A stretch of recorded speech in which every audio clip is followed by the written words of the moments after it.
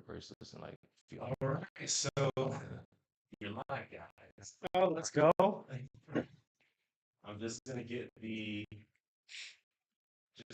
link for it real quick. So, Yeah, favorite tattoo. favorite tattoo? Oh, that's a hard one. That's a hard one because I got well over 100 plus tattoos. One you can't see, but it's a crown and angel wings on my chest. It's the logo for my first clothing brand, Strange Fruit lifestyle brand. And then my second brand, which is this one that I have on right now, is Obsidian, which is the O&S right here. Oh, sick. Appreciate it, appreciate it. Oh.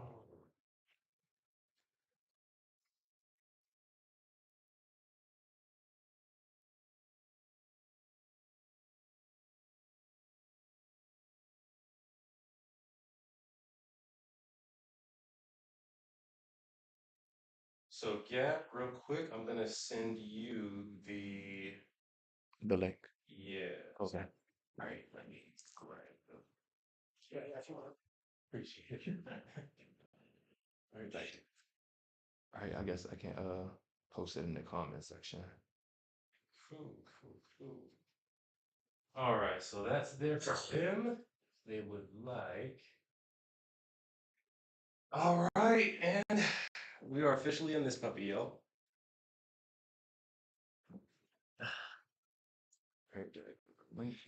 All right. So I had this thing playing in the background.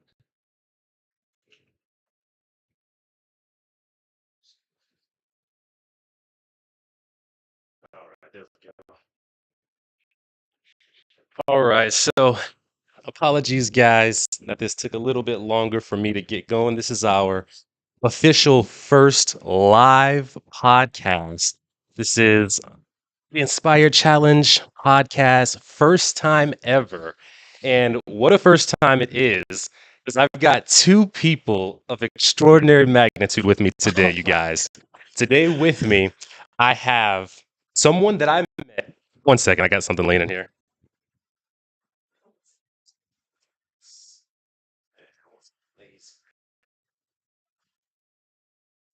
All right. So, the gentleman to my left, this is going to be the person that we're interviewing today. His name is Gab DeRwen. DeRwen. That's more correct? Okay. And this person I met completely like on a total happenstance during the summertime. For those of you that don't know, I picked up doing Uber and Lyft for a time. And he was one of my passengers that I picked up. Total random day. And we were just conversing as I was taking him to his stops. And I thought to myself, this is an interesting person. So let me get his information and we should chop it up more in the future. So that's Gab. Gab, go ahead and say hello to the people. What's the vibes, y'all? What's good? What's good? What's good? And to my far left here, I have someone that is a person that has been a major player when it comes to my growth in terms of spirituality, in terms of preparation, stepping into the next phase of my life and whatnot. And that person here is Josh Tiaga. This person serves as the student director with the church that we go to at Journey. And I'm going to let him go ahead and introduce himself a little bit more. Hi, yeah, thanks Devante for the great introduction. You said magnificent, whatever. I'll take that. But yeah, it's Josh, and I serve at a church with high school and middle school students, and that's how I met Devante. Devante is an incredible dude, a great guy, great mentor for our students and for the next generation. So we love him and everything he does for this community. Appreciate that, Josh. So, you guys, I know that you're both busy men. I appreciate both y'all for taking the time to come here today. Happy to be here. No problem, no problem. My honor. So, man, I want to go ahead and get into it because I know we've got a strict timeline. For those of you that are new to the podcast, I want to thank you for tuning in for the first time here. Shout out to all of Gab's people that are watching on his live stream as well. I hope you guys enjoy this. I hope that there's some value here, and I hope that we can all come to learn a little bit more about Gab, a little bit more about each of us as individuals, and that we can just facilitate a fun conversation here.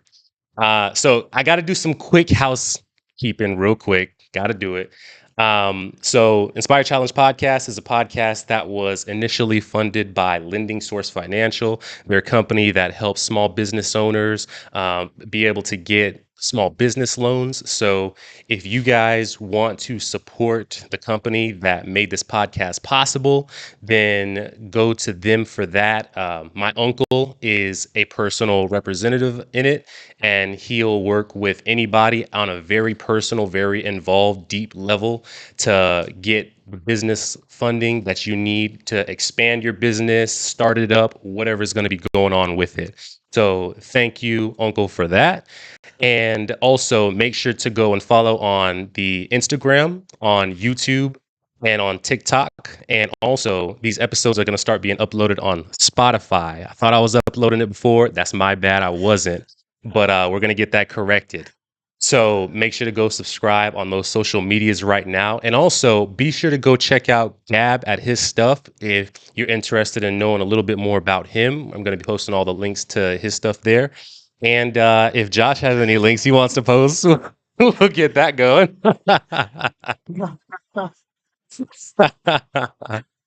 But all right, now that we've got the housekeeping out of the way, let's go ahead and get into this. So to start it off, Mr. Gab,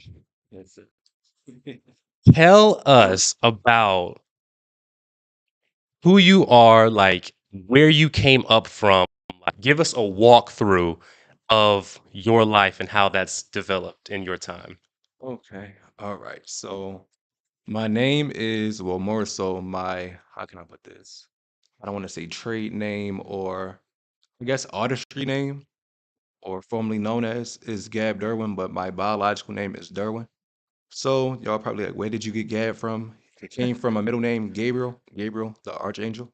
So yeah, I'm still connected to religion some way, somehow, but I found my way on my spiritual journey. So I'm from Baltimore, Maryland, West Baltimore to be exact.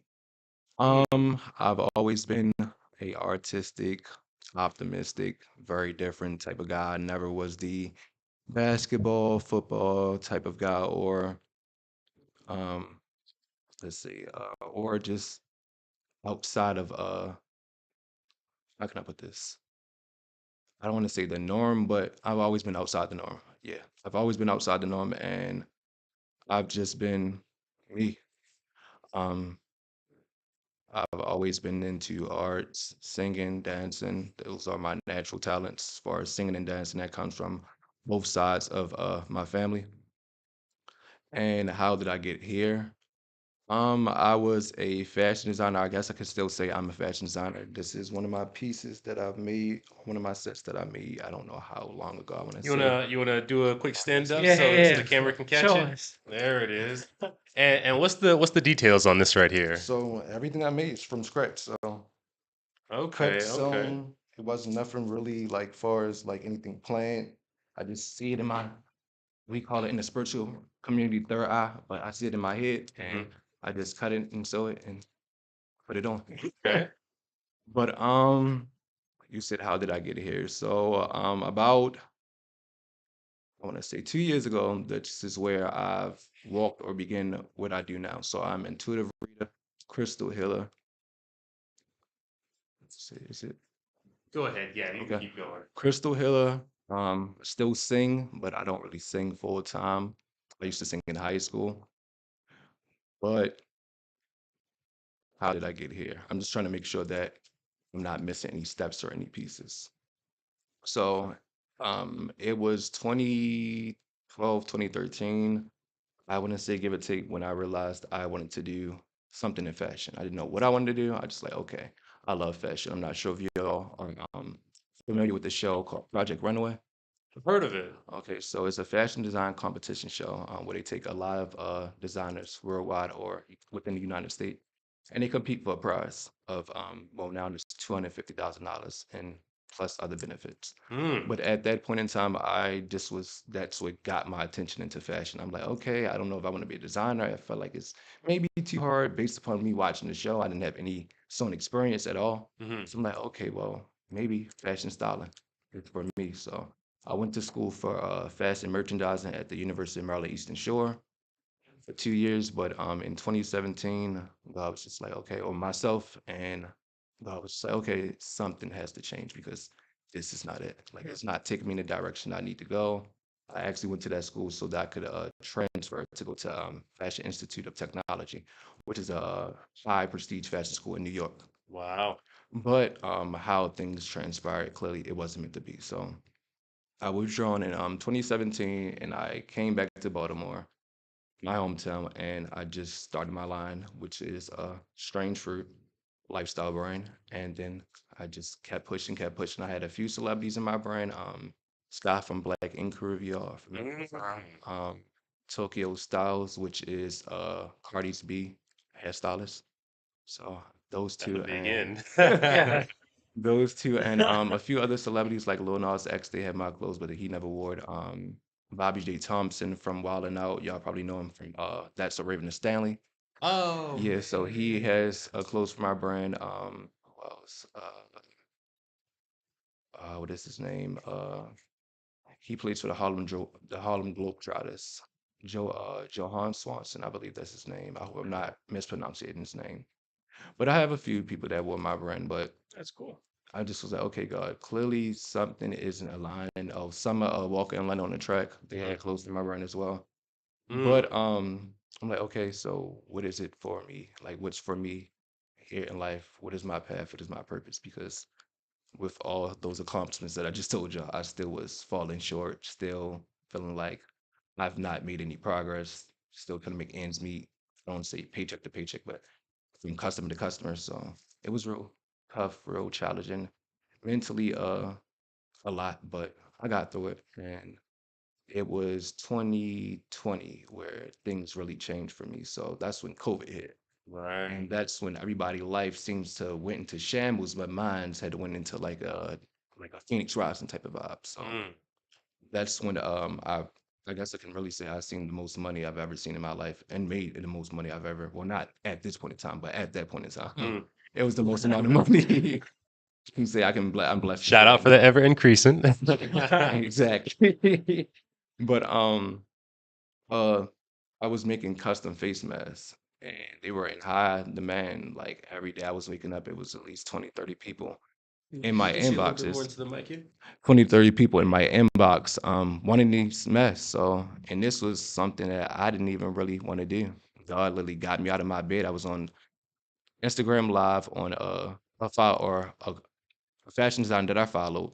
We never met in person, but I knew that like how things are divinely orchestrated. Now looking back, that God sent her to me like, you got to get up out this bed. You got to get focused. You got to let go of you being stressed, depressed, mentally out of it. Like that's not gonna solve nothing. So she just was like, "Yeah, what are you doing? Like, are you making these face masks in high commodity?" I'm like, "No." She like, "What are you doing? Like, why are you not making them?" I'm like, "I don't know how to." She like, "Get on live, go live. I'm ready to show you how to make it now." And that's literally what happened. Like the first mask that I made on live were they sold.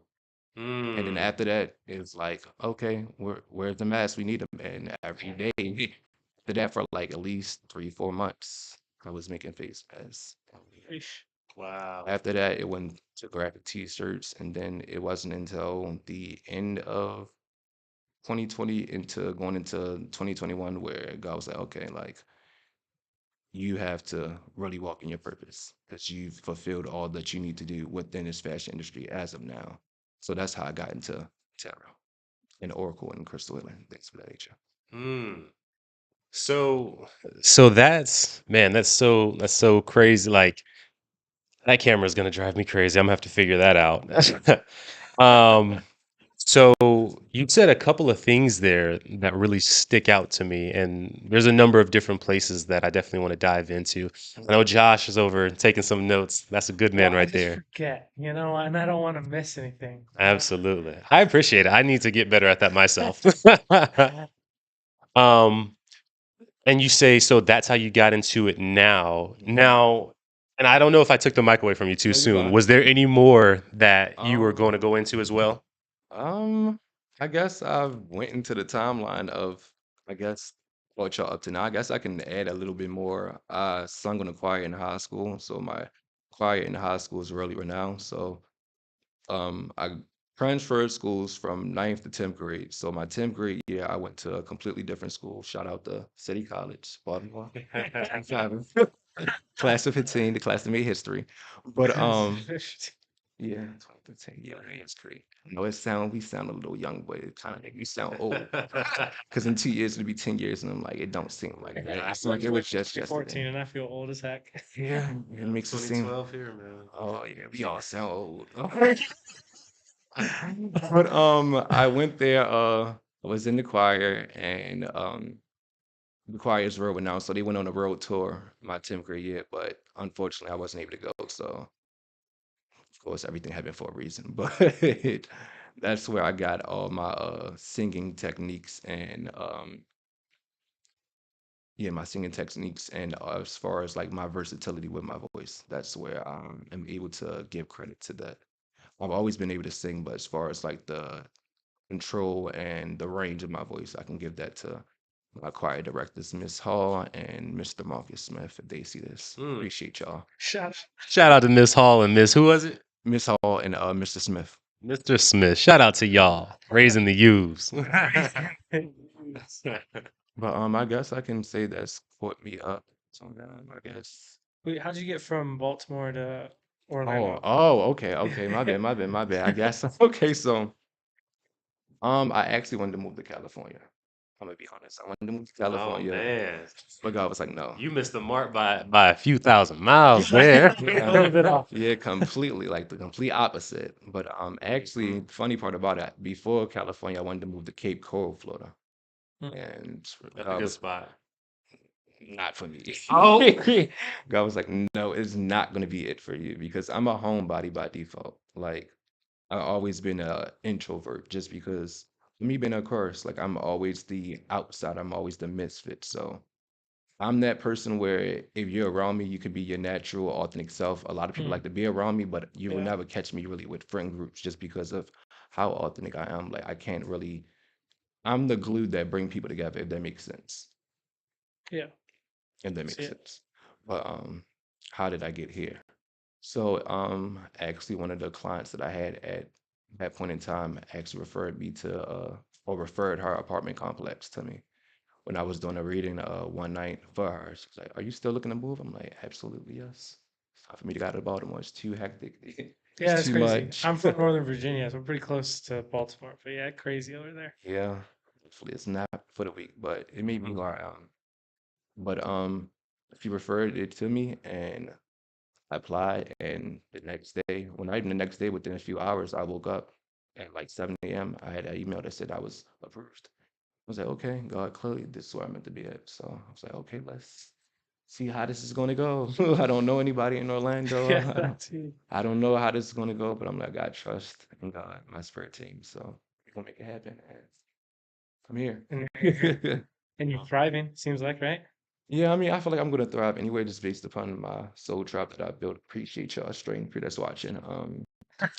I built by the grace of God, I built the platform up to 74,000 in just 2 years, and That's great. that's something that I wasn't expecting, but clearly it's Yeah. something that I was destined. But I feel like I've always felt ever since I was a child, like I'm gonna be somebody that's in the limelight, just based upon how I was able to sing, dance, draw, and act. I'm like, okay, I know people that know how to do each of these things, but not all of them, and how I'm able to do it. It's like, okay, why am I not a Disney kid? But but I realized a lot of things was divinely orchestrated, and I'm blessed to be where I'm at right now. Yeah. That's awesome, man. That's awesome right there. So for you, that camera, I'm gonna have to check those settings.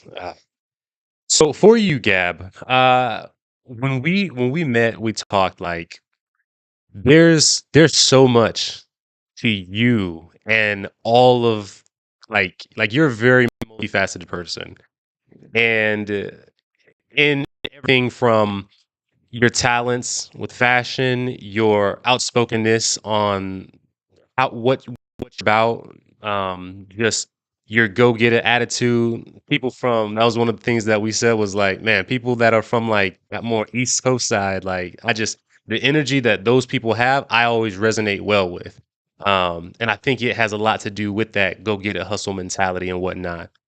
And clearly it served you well. So like when I meet someone like that, it makes me wonder what did that person's like childhood look like? What did their surrounding of people around them look like? How did that influence that mentality? Because a lot of people, and to be frank, like there is so often the case that there is a certain there's a changing mindset of what people get, what they deserve, what is the bare minimum.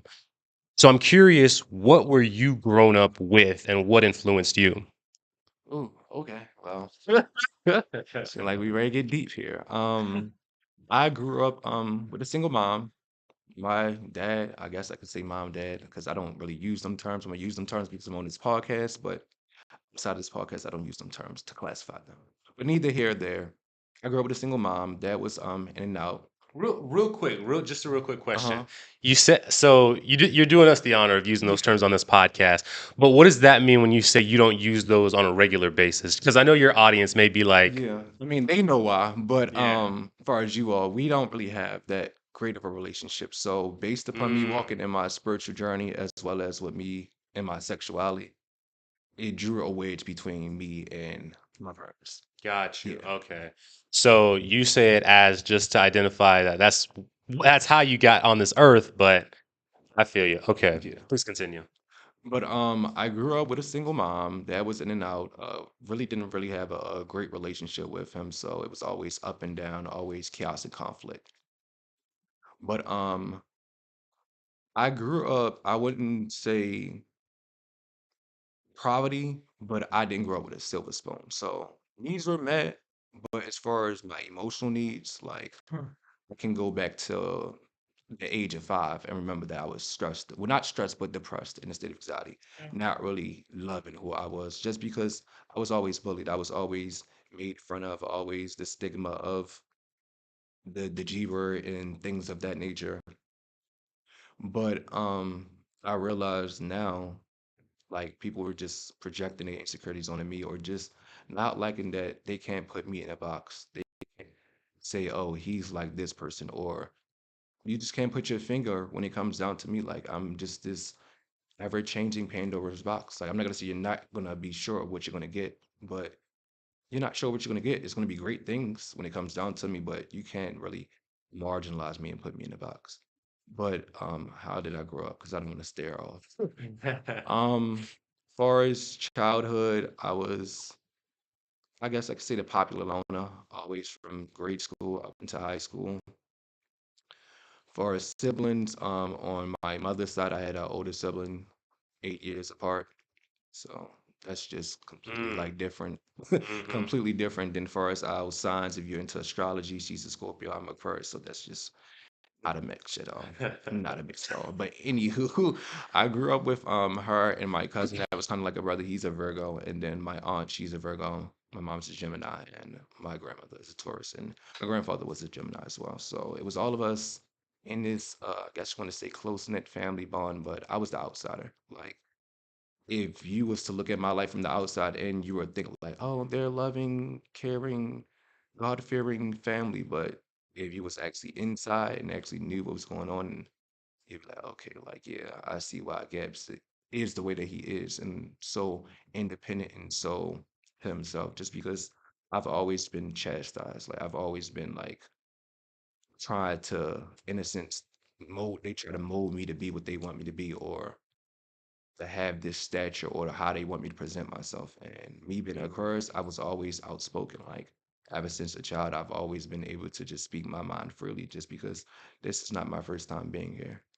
And for people like, what do you mean? Like if you are into or if you know or how can I put this? If you are informed of reincarnation or if you know about reincarnation, that's what I'm about. Like my soul is it's not my first time my soul has been here. First time this vessel's probably been here, but as far as my soul, no, it's not the first time.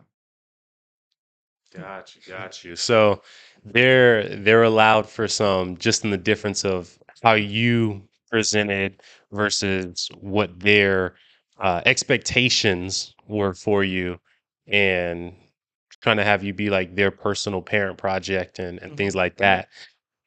And but none of that necessarily snuffed out your creativity though, huh? Um, it did in certain aspects, just because like now I have a hard time with, I wouldn't say creating, but I have a hard time with actually finding things that I love to do, just because of all that I went through within the last 5 years. Is like I guess I could say I lost everything or everybody that I considered that I loved or what I thought I loved. So it's kind of hard for me now to, in a sense, to just, I don't want to say genuinely create, but just tap into that creative, optimistic child imaginative energy. Like I can get there, but it takes a lot of meditation, a lot of me getting out of my head, just because of, it's now like a, I wouldn't say a reality shock or reality shift, but it's like for you to grow up around these people and to watch the people that you felt as though you thought you knew or you thought loved you. It's like for everybody to change over money or over followers. It's just preposterous, but everything happens for a reason. Yeah. You said you in the last 5 years kind of lost everyone. What happened?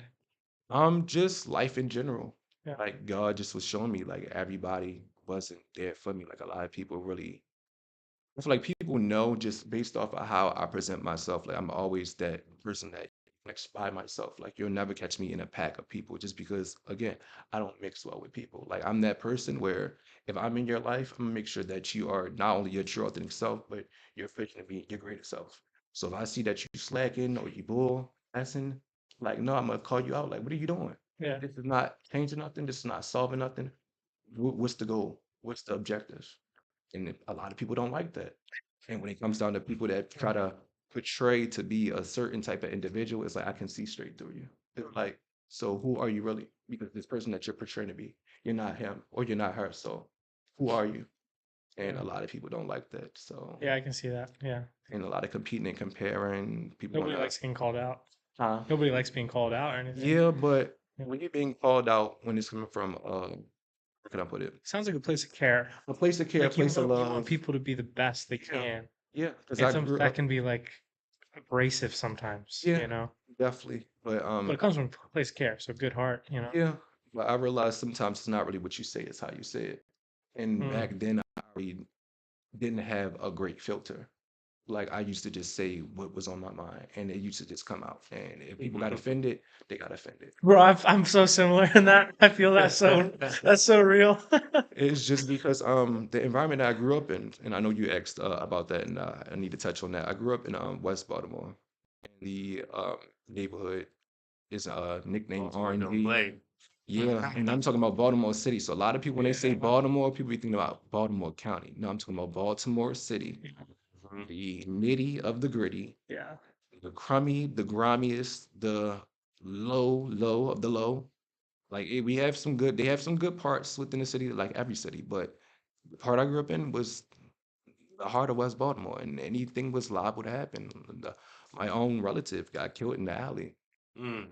Literally, that I can walk out of the house, the childhood house that I grew up in. I could walk out from the backyard and walk up that same alley. And when I reached the top, that's where my cousin had died at. So Baltimore's no joke, but I realized like I've always been divinely protected, despite the things that I went through. Hmm. Angels, spirit, God, the universe, my ancestors, those that came before me have always been protecting me to lead me up to this point in this moment. Mm. So I see like even though you said that there's kind of this like separation between yourself and your parents because of different things. You mentioned sexuality, you mentioned just different Spiritual journey. expressions, but you still, throughout the course of this conversation, I don't think it's been more than 3 minutes that you've gone without mentioning something about God, something about your spirituality, something about like clearly it's a highlight feature for you.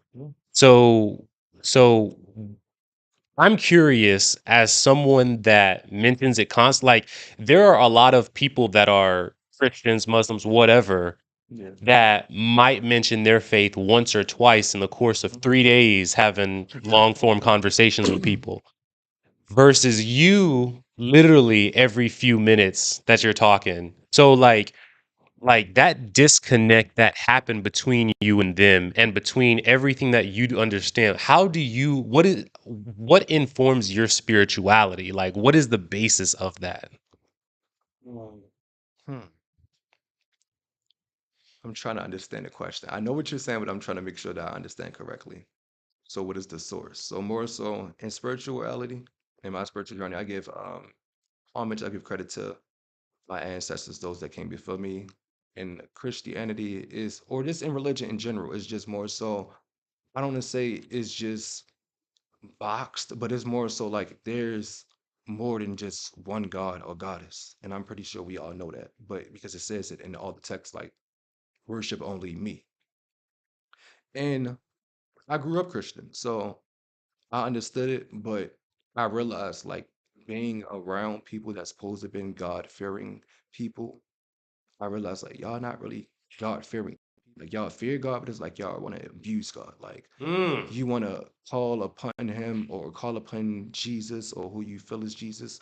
I don't want to make anybody feel uncomfortable or offend anybody. No. You're But because I think what you're saying right now is something that everybody, if people don't say it, it's something that majority of people think, even within a lot of Christian spaces, people recognize essentially what you're talking about is hypocrites. yeah. And they probably would say I'm a hypocrite. They probably would say a lot about me now, like a lot of how I've evolved. Like, I feel like I've always been a spiritual person. Like I remember as a child seeing what I thought was ghosts, but they're actually my ancestors. They're just showing their physical form to me. And I remember I asked my grandmother, like, who are these people that I keep seeing? Because I turn on the lights, they're not there, but I turn off the lights. It's like they're glowing, like physically glowing. Like I remember seeing this vividly, and I'm about 5 or 6 years old. And she's telling me, like, don't worry about it. It's such and such, such and such. And immediately, like, I remember I was just like, no, it's not them. And she's like, how are you gonna tell me? I'm just like, it's not them. It's not my great grandmother. It's not who you think it is. Like, it's not your mother. It's somebody completely different. I see, or now I know who it was.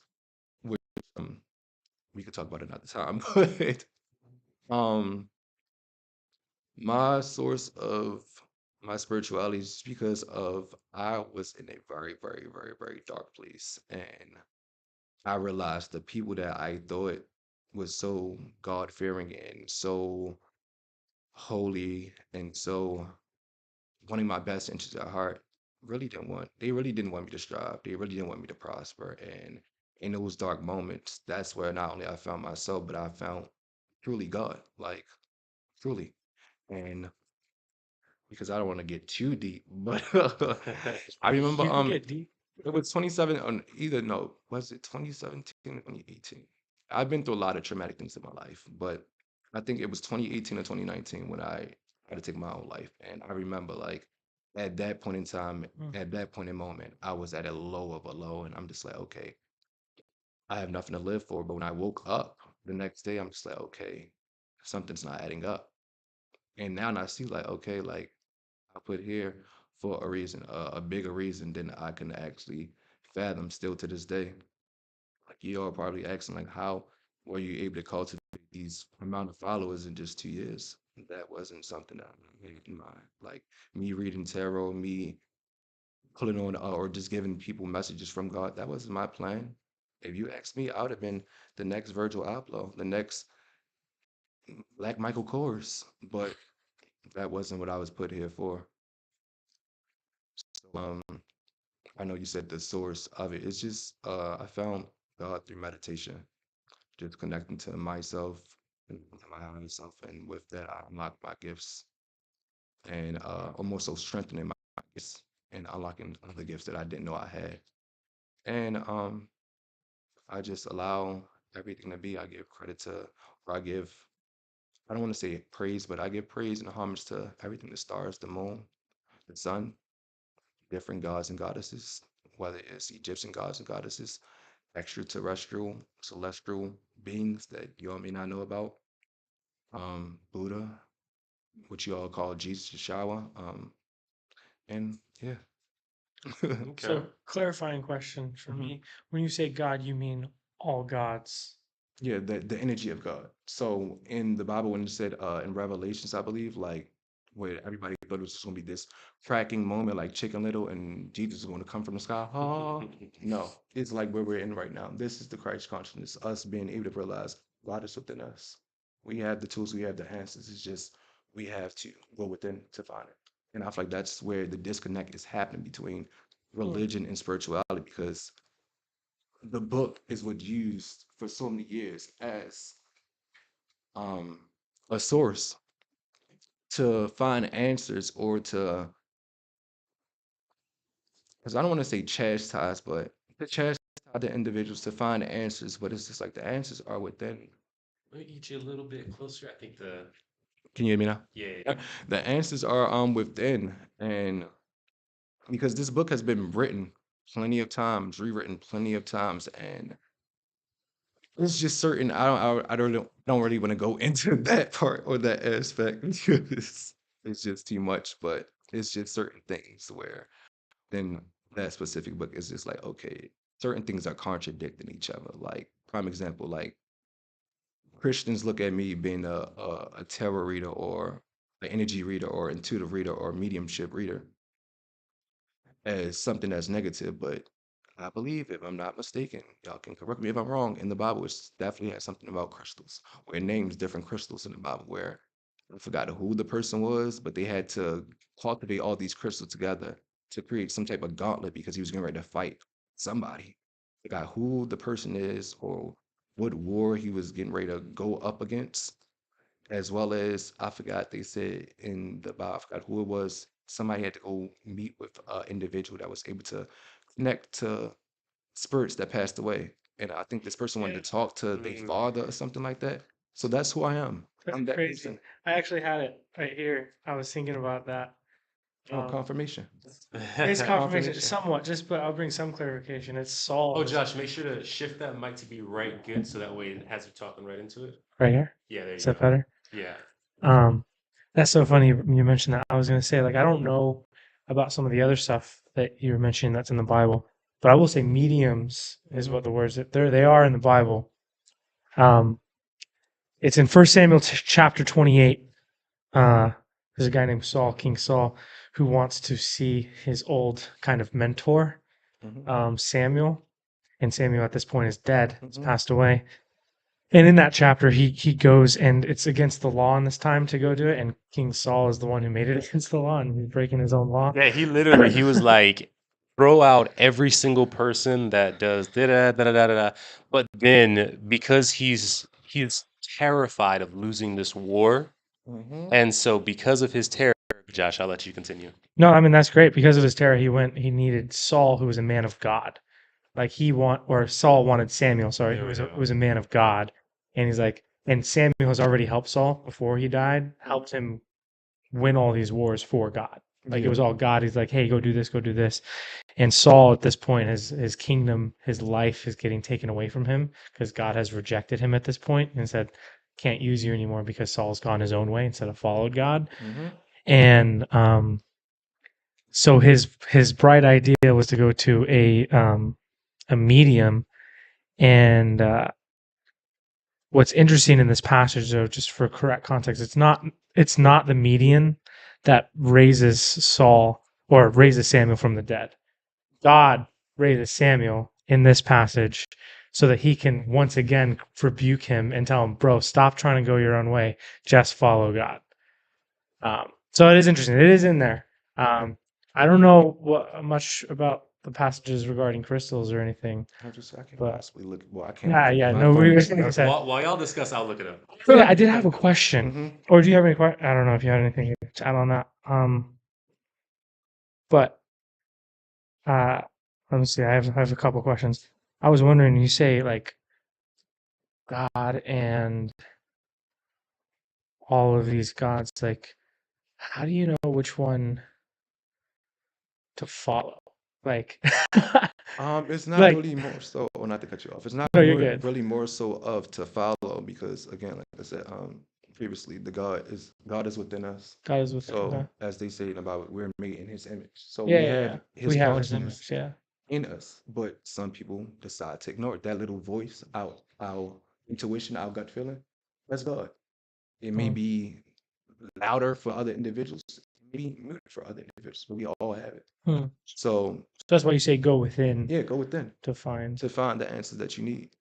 But as far as following, there's not really a more of a following thing. It's just more so of just knowing who's backing me, who's watching over me. What do you? So you mentioned something about reincarnation. Hmm. Um, where did you come to arrive to that belief? And like, so is that what you believe for eternity will be? Like, you'll believe on this earth after you pass, you'll be Oh reincarnated. no, I know this is my last lifetime. Is it? Yeah, this is my last lifetime. Okay. Based upon all that I went through, all that I've sacrificed, all that I lost, like it took a lot. Like my ancestors, those that came before me, chose me to be in this moment in time for a reason. Just because I know for a fact a lot of people would have folded, would have crumbled. Family that you thought was family, not family. Friends that you thought was friends, not friends. Hmm. What you thought you were put to do, your path, your purpose, you gotta completely leave that alone. Like as you can see, I'm pretty sure you can see I was great at what I did. Like Yeah. cutting and sewing, like it's not something that is how can I put this?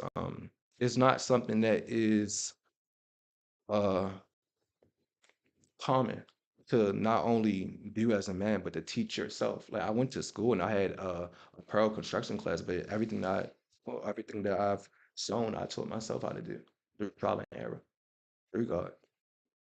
And Yeah. yeah, it's just wait, my bad. I know I just went left, but what was the question again? No, how did you come to start Oh, with the believing with reincarnation. Oh, I reincarnation did a past life and regression meditation. okay. So it was a guided meditation that I found on YouTube. And I was a part of this spiritual tribe at the time, which is basically a spiritual tribe is a bunch of people. Well, not a bunch of people, but people that God source brings together for a reason to help heal each other, to help uplift each other, and to help push each other on our divine path. So kind of like in church, the congregation. Yeah. Yeah. Sure. So we all did the meditation, and that's when I realized like, okay, yeah, I was definitely somebody before this lifetime because in the meditation is as if I lost complete control over my body. Like my eyes rolled in the back of my head, and as if I was like seeing a 5D movie of who I once was. Hmm. That's that's awesome. I'm just thinking like now how did you come you can see the past Mhm. and what your past lives. How did you come to the conclusion that like this is the last go around? Just based upon again all that I went through, like I've been just getting just messages from my spirit team more so Yeah. the answers, so they can be for me like himself, like this, you're not gonna be able to go through this anymore just because I went through a lot Yeah, it sounds from like it. live Yeah. to now. It's like That's too it's much. constantly ups and downs, a roller coaster, emotionally, mentally, psychologically. It's Like terrible. I pushed through it just because of my gifts, my optimism. Like I was always that, I guess we could say SpongeBob. Like I had the SpongeBob energy where you never was able to bring me SpongeBob down. Like no energy. matter what I went through, you never would see me That's good. sweat until God was like, okay, like you, well, not God, but it's just all the circumstances that I went through. It's like, okay, I'm sweating, I'm perspiring, I'm pouring out now. But Yeah. that old version of me had to die. The insecure version of me had to die. The person that cared so much about outside opinions and what other people was going to think and just living for other people. All of that had to die for me to be here today. Hmm. Devontae, I have another question unless you have one. Go ahead. Feel Um, free, man. Yeah, you're interviewing just as much as I am. um, you know what? It's I hear so much of what I believe in things you're saying. Like I agree with so much of what you're saying. Like, um, I am a follower of Jesus. Like I do believe that Jesus is God and that God created everything and that He has offered life, both physically and spiritually. But as in Yahweh God, like the Christian God. Um, but man, I believe so much what you're saying. Like you're saying earlier, like you saw Christians who didn't act like Christians. Yeah. And I see that. Like, They abuse it. they abuse it They abuse it. 100%. And I'll even go as far to put like a number to it. I'd say like especially I'd say like a solid 60% right now like are just blatantly abuse it. And then there's I don't even know how much like that abuse it in the shadows and whatnot. So I I agree with that. Yeah, no, I see it. Like, and My goodness. I've probably been like that. Like in high school, I said I followed God. Like you asked me, like, oh yeah, I believe in God, and I'm in church, but I was not following God. Same here. But but what you were just saying, like, man, you said you're old and in a new life. Like, I believe I had an old life and I have a new life. I just believe it come from a different place. You said something, and it's so interesting because I think we have opposite views on this, and I appreciate your view. But you said you go within to find it, and see. When I go within, I just see more brokenness, That's things that you gotta heal. like things that I know. And I was like, man, anytime I try to go in, I think I mean, I think you can look in the world and agree that humans struggle with brokenness. Yeah, we all do. I think every human struggles with brokenness. And for me, when I kind of had that moment of, well, for you it was a meditation, within you went within. For me, I had that moment of brokenness, loneliness, anxiety. Like in high school, I was very similar. Like always the oddball out. Like I felt like I was always a wallflower, right? And eventually, I believe that God met me in a moment and showed me, kind of like put out his hand and like showed me, I have a better life for you if you would just follow me. Yeah. And so for me, it wasn't me going inside, it was him gracefully coming to me and showing me a better way. So it was something outside of me. Um, and I just think it's interesting how it's so similar. Like I see so many similarities between us in that. I just think I can go to a different source. Um, but I don't know. I would say God has many different ways of doing things. Like so you can go within to find the answers. But like when it comes on a prayer is more so you conversing to God. But when you go Mhm. within, it's more so God talking to you. Okay, So I can see sometimes that. when you meditate and it's like, okay, why is these thoughts popping up, or why can't my mind stop racing? It's not your mind racing. It's all that God wants you to pay attention to. Like Yeah. you said, you went within and all you saw was brokenness, is because that's what He wanted you to realize. Hmm. That's what He wanted you to pinpoint. Like, okay, what is making me broken? Yeah, Why do I feel broken? How can I heal from this? And I can see that. a lot of Christians abuse the family word. We're family. And it's like, we're not.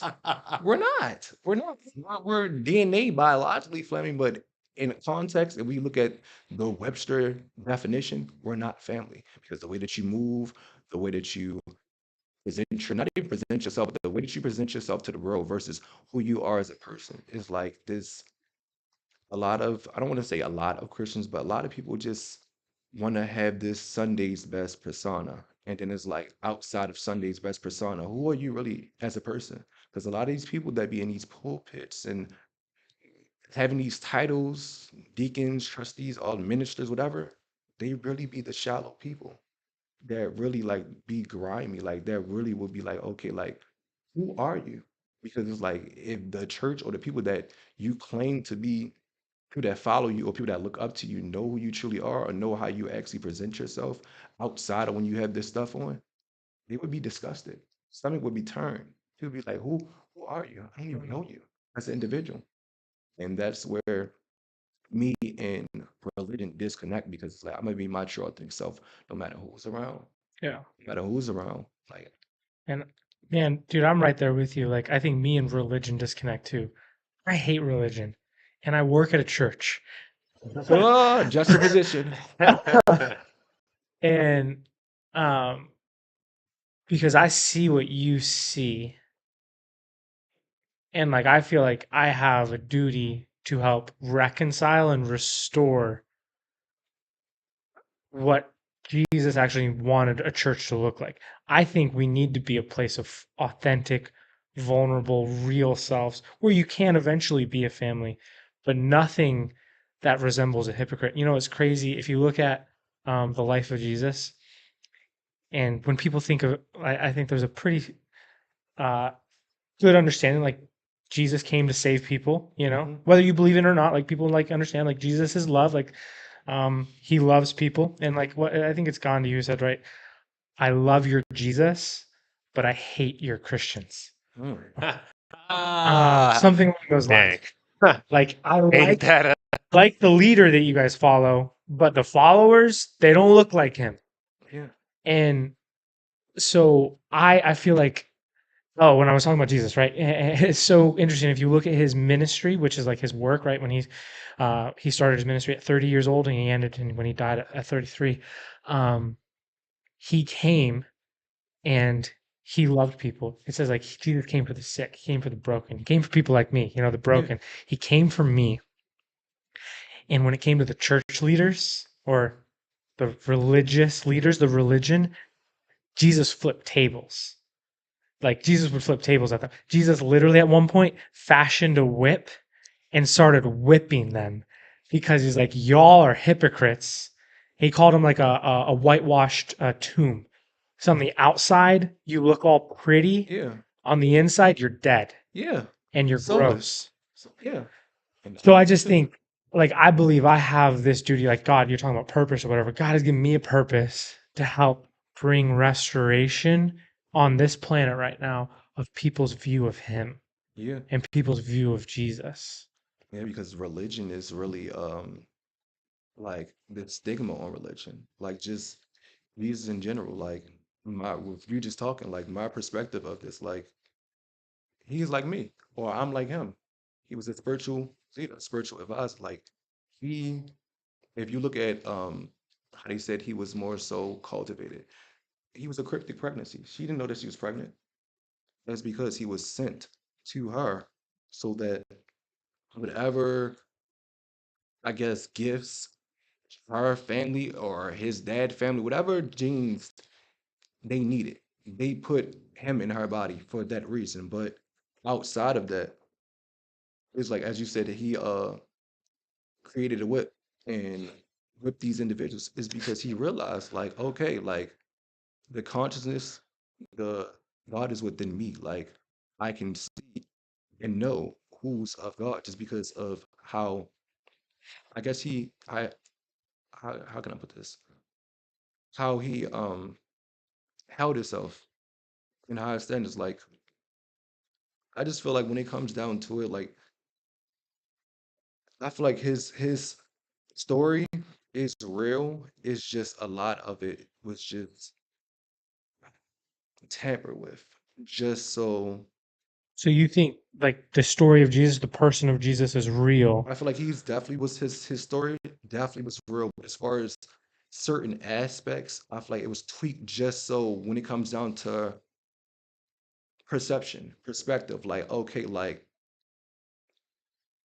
religion was taught to our people or my people for fear, like to fear, to be in obedience, to keep you in line. So it's like anything and out. just to clarify, you're talking about there was a version of the Bible that was out, and there have certainly been atrocious tamperings.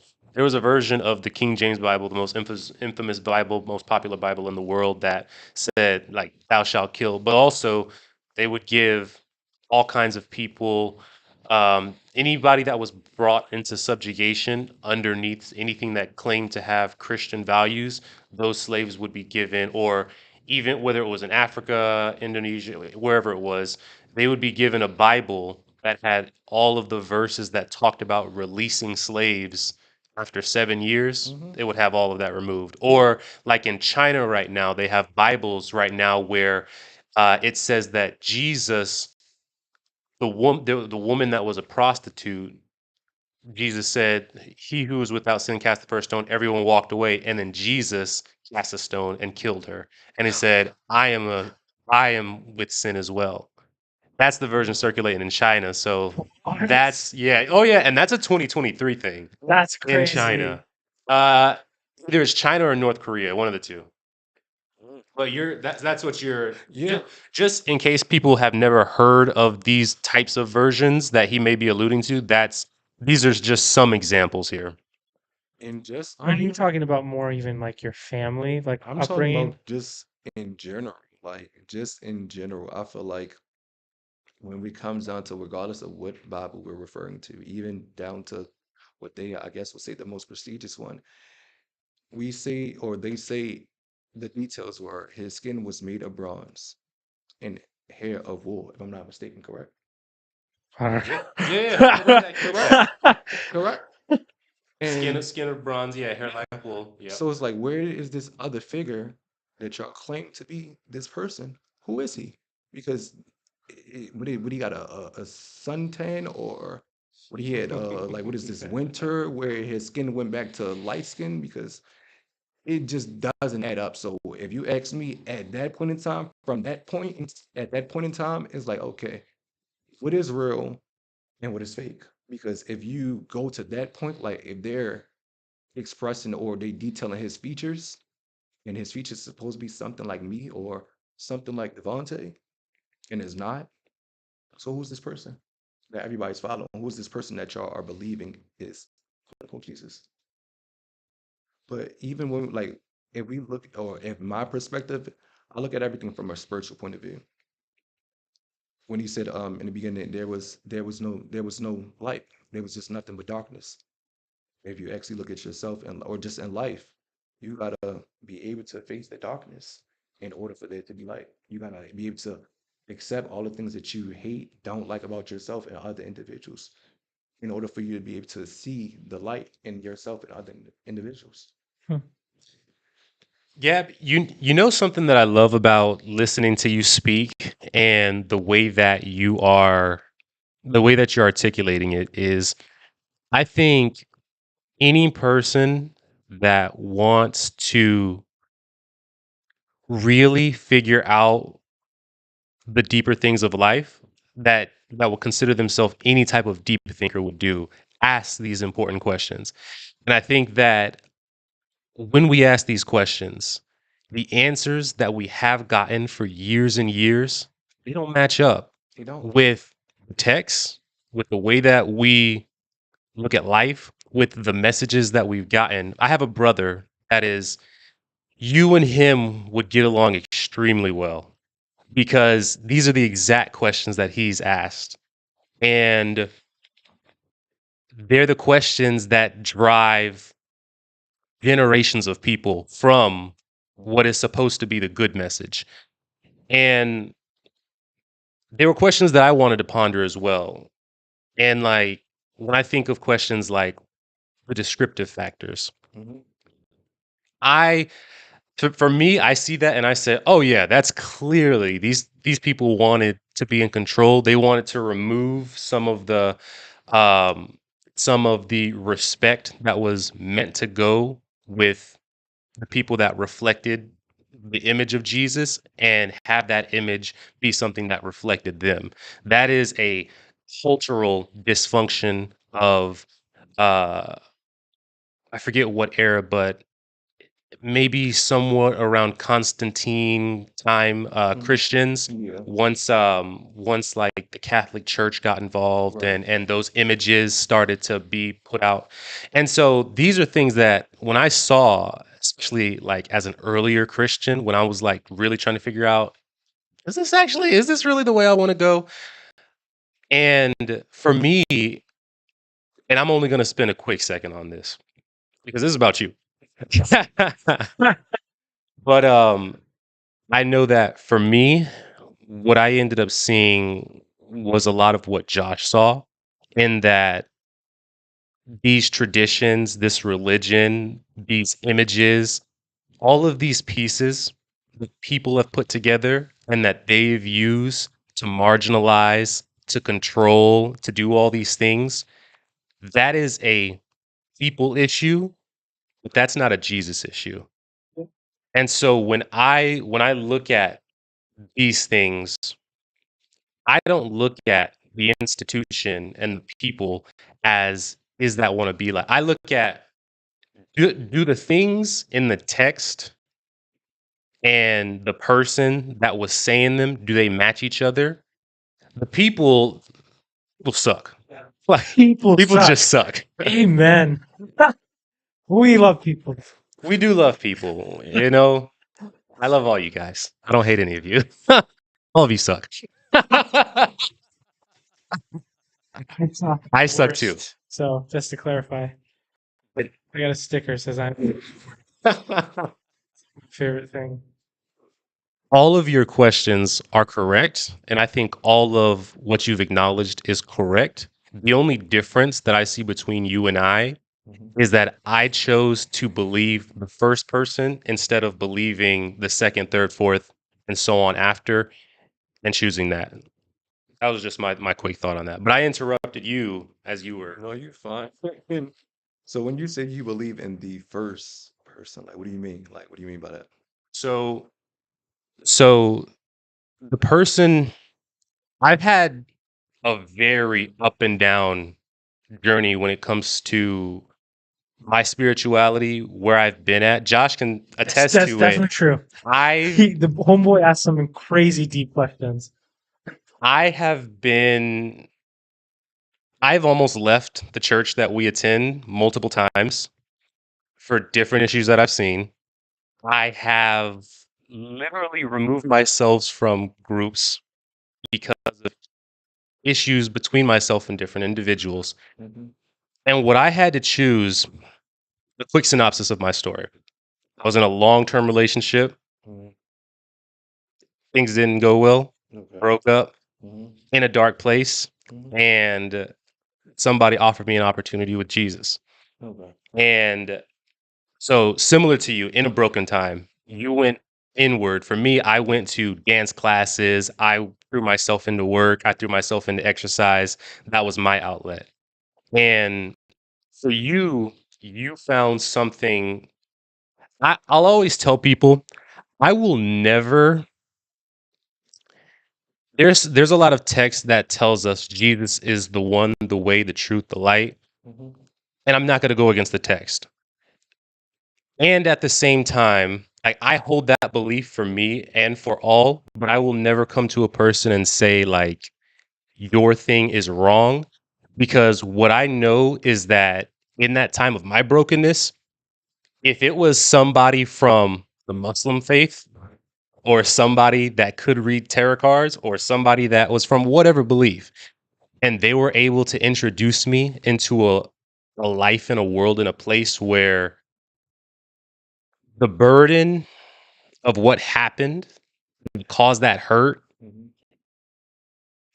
isn't something that I had total control over. It's just something that it arose from my downfall, the other person's downfall, like the fact of even with the best of intentions, people still hurt each other. Yeah. And so any of these other people that would have come along, I probably would have glommed onto that. I'm a product of love extending itself and then there being enough of a good thing that makes me say, let me go deeper and deeper. So when you tell me that your family from a certain point, when you started having these things that didn't fit in the box of what they thought you should have been as a son, to me, it makes total sense that you would go to the places where you feel the most either accepted or loved or that empower you the most, because nobody wants to be in a place where even though people say that they love them, which was my case at the time when it was happening, that's people that say that they love you but are only doing things that make you feel hurt and destitute and alone. Matching the action's not matching. Exactly. Yeah. So so when I say the first person, Jesus, as he was, he sat with whores, he sat with tax collectors, he sat with people that were literally physically ailed to the touch. If you touched them, it was very likely you would catch something as well. He sat with those people, he ate with those people, he healed those people. He went to the lowest of people to talk to them, to get to know them, to spend time with them. And nowadays, when we look at So when I look at Jesus as the first person, I look at all these other issues that I look at. These are issues that, like, Jesus didn't start the issue of people being hypocrites. Jesus came because people are hypocrites, and to correct those people, even so much as with a whip, and even so much as to say, those who do these works and in my name, I will tell them, depart from me, for I never knew you. Like, he can't stand those people either. So I trust that person and the things that he's taught on that, and the ways that he said to walk, to one, be a better human to other people, two, to represent him well, to represent his father. Because what I've learned in this is that, and I've learned it through being married, especially more so, one of the best things that you can do is represent the person that you love and are submitted to well. If my wife loves me, I would be destitute if she walked around showing her body and having open flirtatious conversation with all kinds of guys, because she doesn't represent a certain respect for me. But I would never treat her poorly for that. I would let her know that it hurts me, and then if she didn't want to represent me well, I would say, well, geez, I guess I maybe you're not the person that I am supposed to be married to in that. And so even in what I just said, like, it did make me think back to you saying, like, your parents wanted you to fit inside of a certain box as a child. And I think that's a very relevant point, because there's so much in today of people just trying to figure out what the heck is going on with, whether it's identity, whether it's understanding these different aspects of themselves, understanding their masculine energy, their feminine energy, understanding, I mean, just all of it. Yeah. There's more information now to take in, and spirituality is both the most believed in thing around the world. Everybody talks about the universe now, the vibes now. Everybody is some type of spiritual now, versus a few years ago, it was more like a. That's because I cut you off, bro. That's Go ahead, go ahead. we are in the age of enlightenment. We are in the age of Aquarius, like when in the Bible when it says in Revelations, like in the time of, I forgot what the correct or the exact words are verbatim, but who thought that it was just going to be this dawn where the world was just going to be on fire, or it was going to be another Noah's Ark part two? But no, like the consciousness is here now, to where as though the world is being split, to where we're actually being able to see who's real believers of, whether you want to say Jesus, God, the universe, whoever, and who's a hypocrite and who wants to abuse it. That's where we're at, because we're now seeing that a lot of people that we thought were these religious figures, these people of God that are worthy of following, or worthy of taking their knowledge, their wisdom, or their credibility and put it on a pedestal. A lot of these people are not credible. A lot of these people are, the moment in time that they take off that robe or they step out of that church, is like, oh, it's game on. It's like they're a whole other person. But that's the reason why, is because the consciousness, Christ consciousness is here now. And it's like the years of darkness, where it was 240 something years of darkness, where a lot of wicked things is going on. A lot of, where we thought it was, if you ask me within the last 240 something years, I don't know how many years it says in the Bible where we're going to be enslaved or oppressed. That was just, I don't want to say darkness was taking over, but it was more so like a fight with God and whatever else dark entities or energies there is in this realm, in this world. I feel like that was the fight, because now it's like all the BS that people try to do, that got swept underneath the rug years ago. It's not getting swept underneath the rug. It's being addressed. It's being acknowledged. Mhm. And that's why I feel like now, that's why spirituality is the I don't say the new trend, but it's like now everybody is waking up to like, okay, maybe the path that I was not even just the path, but more so the person or the religion that I was following. Maybe this is not for me, as well as a lot of people are realizing that people use religion as a tool to put people in a box, a tool to hypo be a hypocrite or to say one thing and do another. Like I've watched people my entire life claim to be God-fearing, Jesus-loving people, but it's like you're not putting into action for what you want, but you crying out to Jesus and saying, "Oh, I need this amount of blessings." What makes you think that you're so special that you deserve this blessing, but you're not putting in half the freaking work to obtain this blessing? And that's the things that make me upset because it's like I've been through so much, but you will never catch me just asking God for, oh, let me just get $1 billion or let me get $1 million or $1,000. And it's like, I'm not willing to put the work in for it. And when I do get it, it's like, I'm back to the same person that I once was. Like, I'm back to my BS. And a lot of people that are Christians, Muslims, whoever,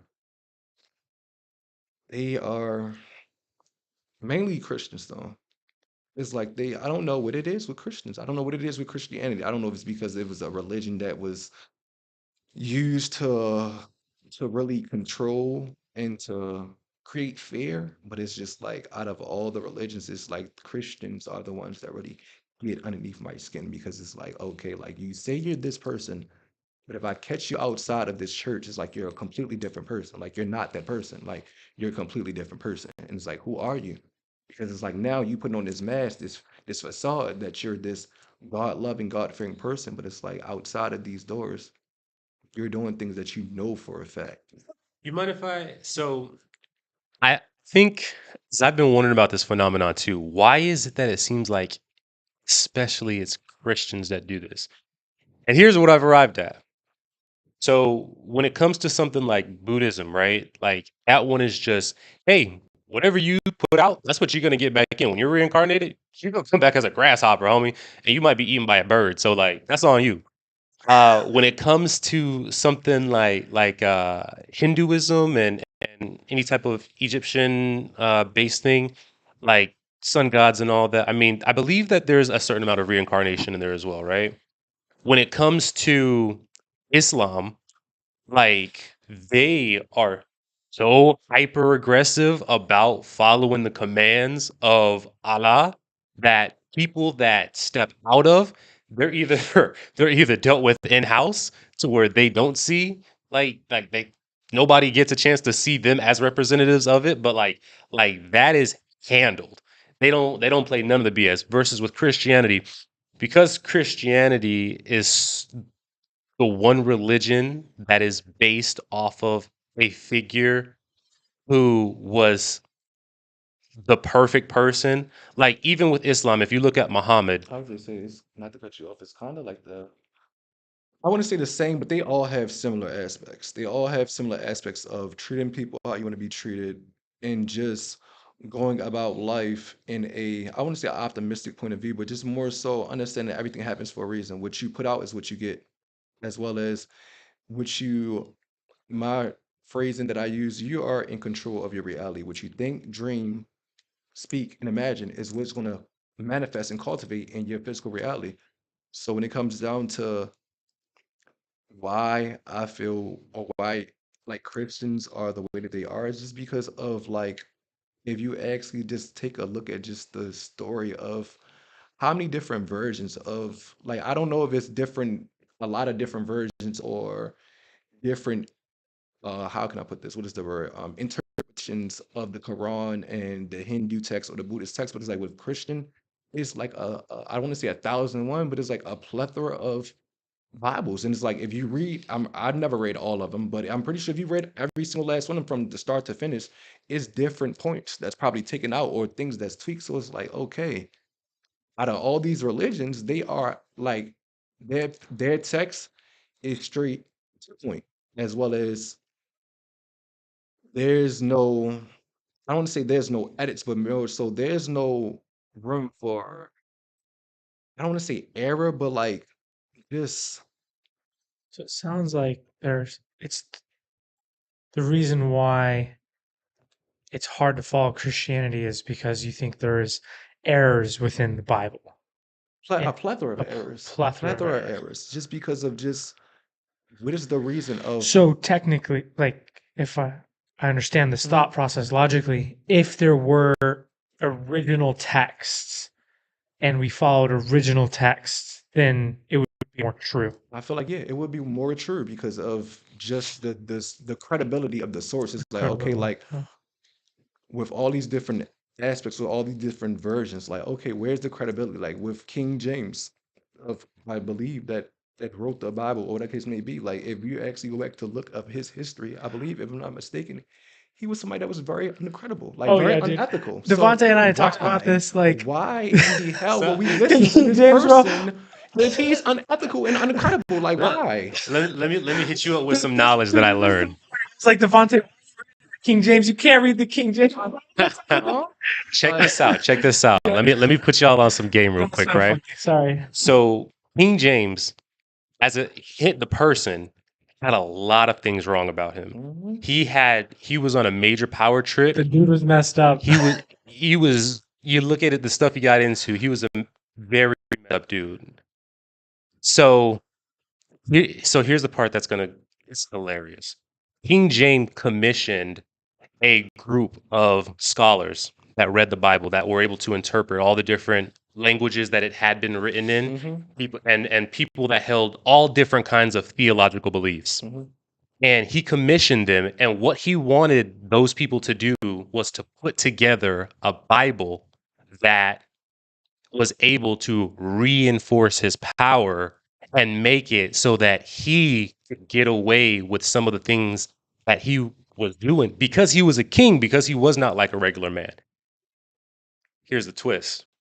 What ended up happening, though, was that as this council of people were going back and forth with each other, all these, it was something like 30, it's like 35 to like 50 people in total were in this council. And what they ended up producing, because they actually stayed as accurate as they could to the text, a lot of what they produced actually reined in his power a lot more. And so the result was a Bible that did the exact opposite of what he wanted it to do. Mm. This is the 1611 version Mm. specifically. Yeah, there's different versions. Him and I talked about this. Like, there are a lot of different interpretations. Well, not interpretation. Was it translations? That's what I'm looking for. Translations of the Bible, and I would just challenge you a little bit in thinking. There's this thing called the Dead Sea Scrolls. It was like the greatest find of the 19th century, and the Dead Sea Scrolls are ancient Hebrew texts, original manuscripts of the Bible.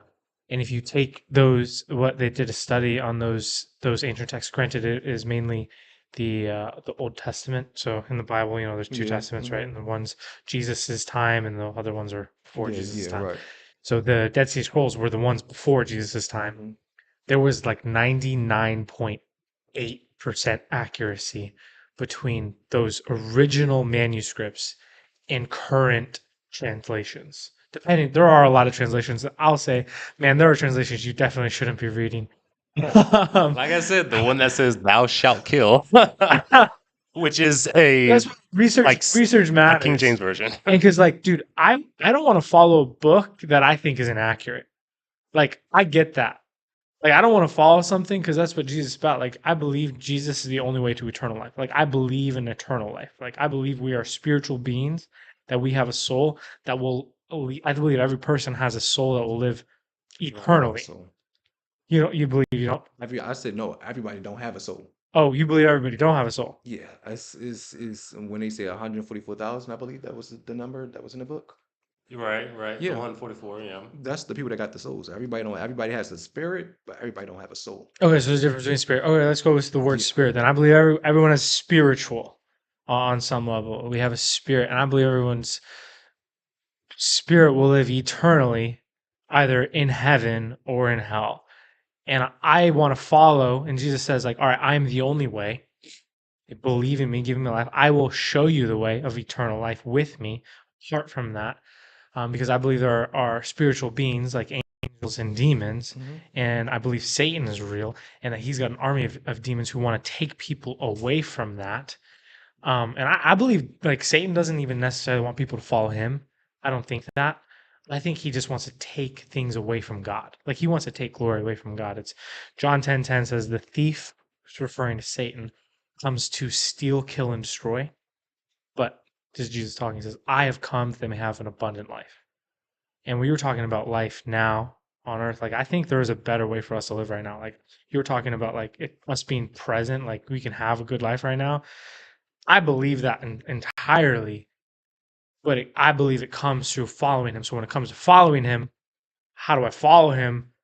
I go to the Word, Bible, to learn how to follow him. But that is a whole process, and that's where we get. Oh, see, That's where you start getting. That's where we get disconnected. That's where you get disconnected. You start getting different frictions, if you want to say it for that lack of a better word. Like, I think there's a clear way to follow God. It's through His Word. But man, things get messy as interpreting the Word, and I think that's where I think for culture and Christians as a whole, there's a lack of biblical literacy of understanding. And that's where you can start to see where like, well, you say this, but you're not living like this. That's because you're not actually living by what this says. Because if you were living by what the Bible says, then you wouldn't be living like this. And you would actually love people and show grace and be kind. Yeah. You know? And like, and even we mentioned it before when we were all talking about the the Samuel verse with when it comes to Saul, like he's the perfect example of one of those people that was in a position of authority. Man was literally the king, said, all you diviners, you're ousted, and then went and sought a diviner. So that's this thing has been happening since before Jesus, Yeah. and it's still happening now. Like we have and it's going to keep happening until the end of it all comes. It's for me when I look at what my job is just to say, okay, what is not the people's way, but what is the Jesus way, and then to walk in that. But I completely so for somebody looking just to navigate and like all of this has been a turnoff because I could have been a Christian when I was younger. I had community of people. I was raised up around religious places and all that. And I stepped away from it for about 20 years before I came back. And I only did it because of being in a bad and a dark place. So, I mean, there's people that are like that too. But so yeah, if you want, your people are going crazy over there. Like They're I saying. am curious, You want me to Which one saying? do y'all want to I've never done this before because I've never done it live, but like maybe we can get some What thoughts y'all talking about? and see like what they want us to maybe discuss a little bit. Like Oh, they talking about me. oh, they're talking about you? Your face. Yeah, not your face. Bro, why are you coming at him? Y'all chill on the man. I don't think 'cause a lot of everybody that's in here is mainly spiritual people. So Yeah. with us talking about spiritual versus Oh, religion man. is like, well, not spirituality versus religion is Mhm. like they're agreeing with me. Yeah.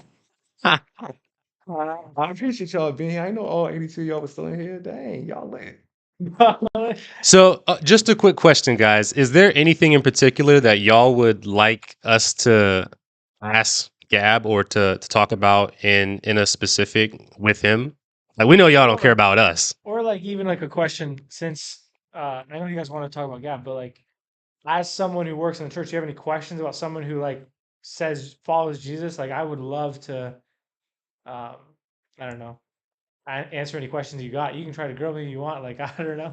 We out here though. All right, y'all. Ask y'all questions. Comment down below, y'all. Let's see. No, we don't have. I guess they said they don't got any questions. Okay. Hey, new here. This is so y'all trust what's in the King James Bible? Question mark. So- I don't know. All right. So, for that question of we trust what's in the King James Bible, The concept I- of Trinity always confused me. Confuses me too, The Trinity. So I have an understanding of the Trinity that differs from Josh's Oh, and really? probably from my churches as well in total. Um, so for the question about the King James Bible, what the way that I study the text is I use I use the different like several different ones. So there's the King James. One of the most popular right now is the English Standard Bible. There's the CSB, and all of these different versions communicate the same message. There's certain wordings and there's certain explanations that are given in the text that are all aiming at the same message. It's just that the specific language that's used in certain texts may differ. But if I don't understand something as is explained in the King James Version, I'll seek out the different versions I mentioned. And then there's a tool that we can use that allows you to take the passage you're reading and you can look at the root text of it. You can look at the passage in Hebrew, which is the original text that that it was written in, and then I'll look at it in Hebrew to see what the original language was. So no, I don't just believe just the King James version.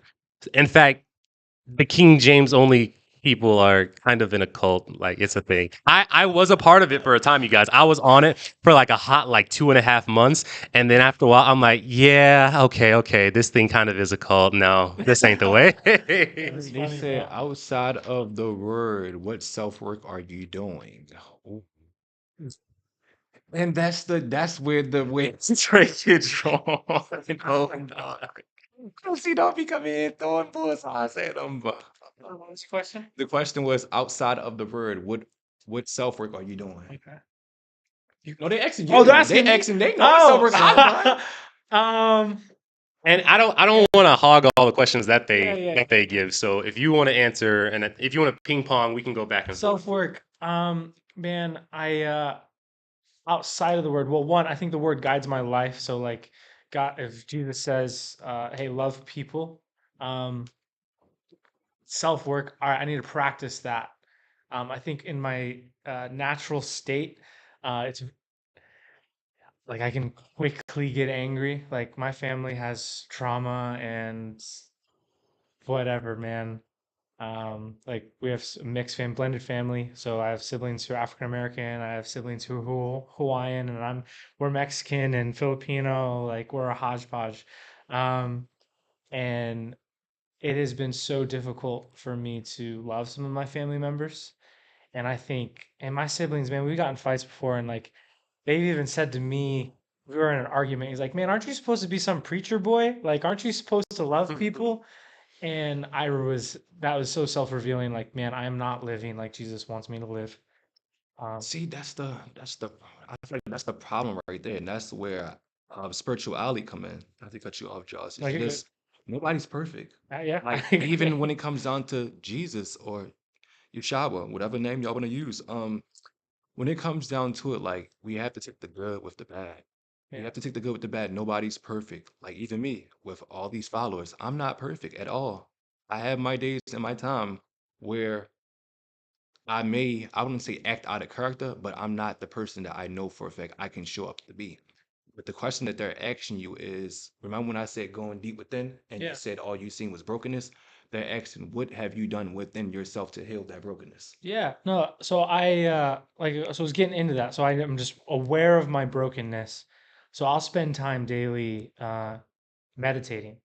I'll spend time when I say meditating, I meditate and I'm trying to talk to God. I'll listen. So doing both and like sitting there in a quiet place, like quiet time is necessary. I think there's so much noise around. Um, so sitting there, that's I think one way how I begin every single day. Try to get a place of peace with me and God. And then another thing is I'll read. So not just the word, outside of the word. So like Mhm. I'll try to read other books like Better Practices, Self Discipline. Um, I love my wife has been encouraging me to walk, just going out in Yeah. nature more. I do love being in nature. I think I experience God in nature.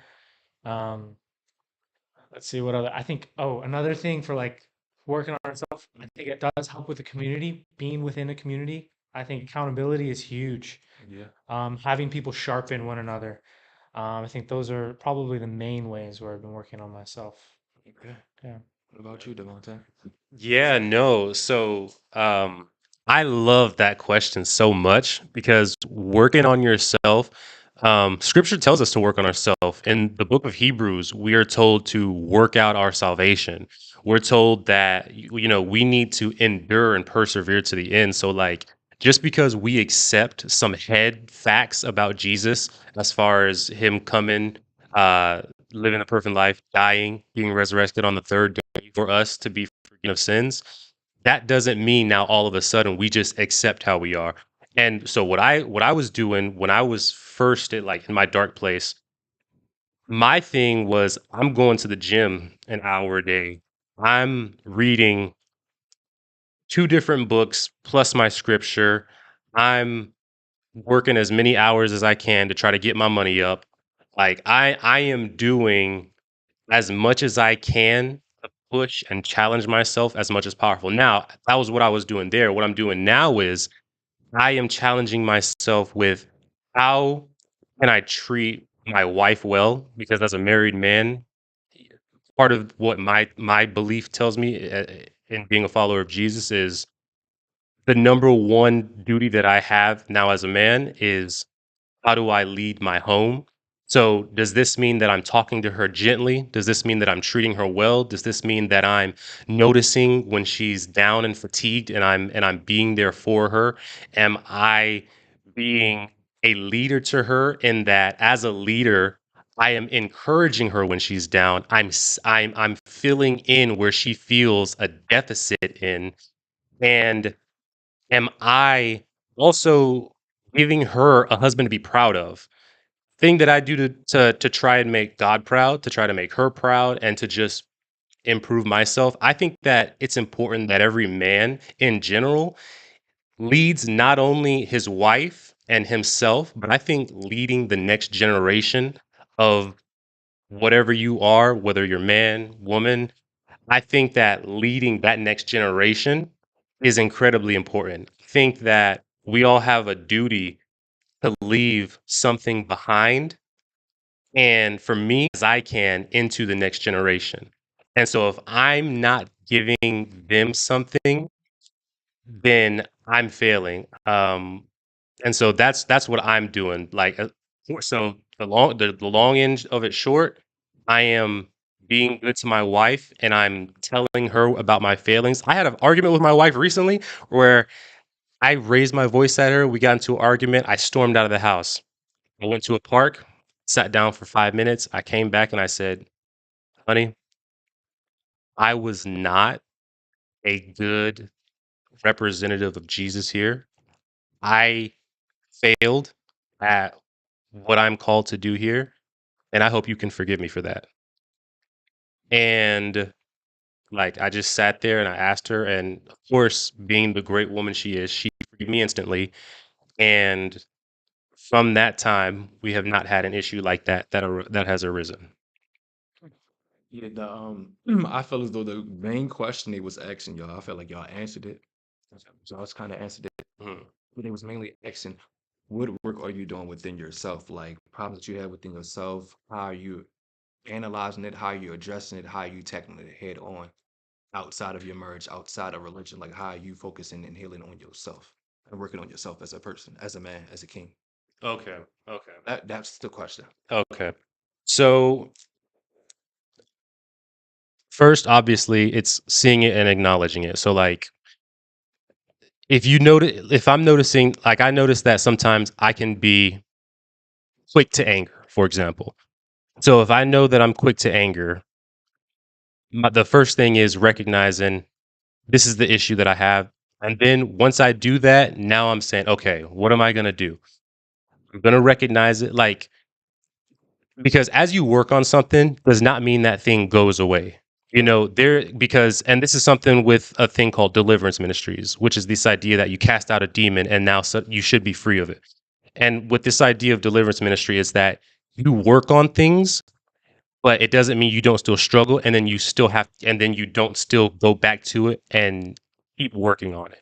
So it's just constantly recognizing, hey, I'm in this thing right now that could be a weakness of mine.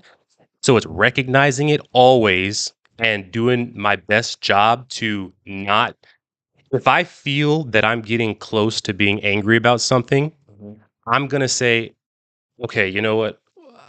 Think either I'm not understanding or you're not understanding. We need to take some time apart. Let me come back when I'm cooler now. Or it's me coming back and be like, hey, I was just dead wrong on this and I need to do better at that.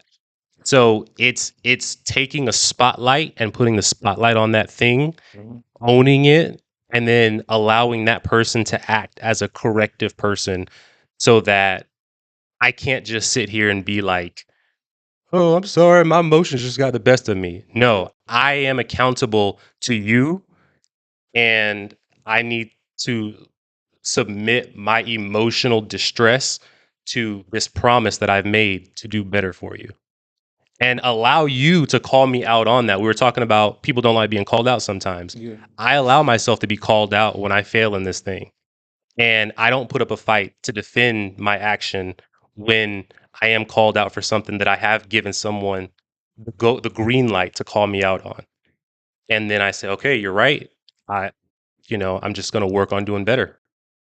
And at the end of it, like that's, I think that is the biggest thing that we can do is just put yourself to as much accountability as possible, because we can self-talk as much as we want and say that we're going to do something, but until we put ourselves in a situation and we're in the thick of it, we don't know exactly how we're going to react. We just need to be doing everything we can, putting ourselves into as much accountable states as possible, preparing ourselves on the training ground so that once we show up to the actual fight, we've been through the ringer so much that now we can show up and we can perform how we need to. Yeah. So that's how I go. That's how I work. All right. Any other questions, y'all? Any other questions, y'all? Actually, did y'all have any other questions for me? Did y'all want me to answer? Yeah, man. Shoot. So with you, Gab, right? Mhm. Like, so when you're doing the fashion thing, Mhm. where do you start getting into all the different things that you do? As far as where do you get into like the Terra? Where, like, because the fashion thing is That's more so one like my old lane. world. What's that? I said it's more so like my old world, like my old life. Like I feel like fashion is still within me, within my new life, but I feel like that's a part of my old life of who I once was. Like of all the trials, the tribulations, the sadness, me not knowing who I am as a person, me not knowing my purpose, me not feeling like I'm walking in my purpose. I feel like all of that was part of the old me. Far as tarot, the crystal healing, all of that is who I am now. I feel like there's going to be a time where I merge the two, Mhm. but that's the only time will tell. But as far as how do they correlate, they don't correlate. Like Yeah. that's with me. Fashion was more so of a secular thing. It was a worldly thing. Mhm. What I do now is secret. Yeah. It's something that was passed down to me from my ancestors. It's something that I've done in previous lifetimes. Go I'm ahead, just Gab. gonna ask a question. I am like ignorant in my understanding of crystals and tarot, and so can you maybe just for my understanding, like how does it work? Like Okay, so what do you do? Like do you someone like meet up with you, or like you got a business, like everything, so I all the give my logistics. I'm on live now. So with all the Okay, people that's visual following me, people. yeah. So if I was at home right now, I would be doing readings. Okay, crazy. So how does it I work? can Like connect to them. yeah. Whether it's in person, Okay. it's just energy.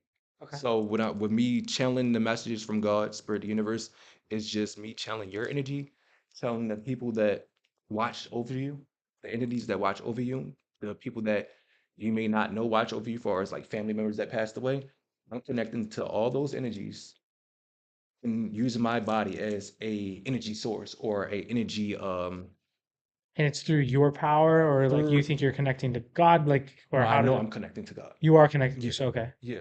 Just based upon just I know like I'm not a person that with my abilities like, oh, I'm God and what I say is gonna happen. Like, no, it's just all in what God's revealed to me. So you Like, believe God has given you this power to like connect other people, I'm basically or like, it's channeling his power through you. yeah, I'm basically like, I don't want to say like Jesus, but it's like the powers that he had, like how he were able to heal people with his touch. Yeah. I know for a fact that I'm able to heal people with just my energy and my touch. Mm. Or as crystals, crystals come from God, the universe. Did you, I was just say, did you look it up? The passage. I was looking. Everything that I was able to find was just describing different items and like decorating things. I didn't see anything as far as like them having any type of power though. Yo, where's the, can somebody, anybody comment in the comment section? What is the scripture that he had to, it was this guy, I forgot who he was fighting, but he had to make a gauntlet of I believe 10 crystals, or it was most of the tribes. How many tribes is it? 12? 12, yeah. He had to have a crystal for each tribe, if I'm not mistaken. And he had That's to, what I said. The Hebrews and the tribes. yeah. Who was it? It was Goliath? David. Wait, was it David Goliath? Y'all know I need the correct answer. I need the It correct wasn't answer. Goliath because Goliath just used rocks. He just fought with rocks. Somebody, it was, I forgot what passage it was. Yeah. Revelation. We'll read all of Revelation right now. Revelations is a long piece. When I answer my question, they don't agree for Somebody said heaven is made out of crystals as well. Heaven is made. I mean, crystals are in heaven, but it's gold, it's silver. Like that's it's. crystals. Is it? Is Yeah, it? Is it a no, crystal? gold, Yeah, silver, that's It's all crystals. crystals. Yeah. Oh, I learned something new today. They're all crystals. So, far as crystals, crystals all have their different healing properties, whether it's metaphysical or physical. So, Okay. um, how they work is it's like energy. So when you say you'll go live for tarot readings, Mhm.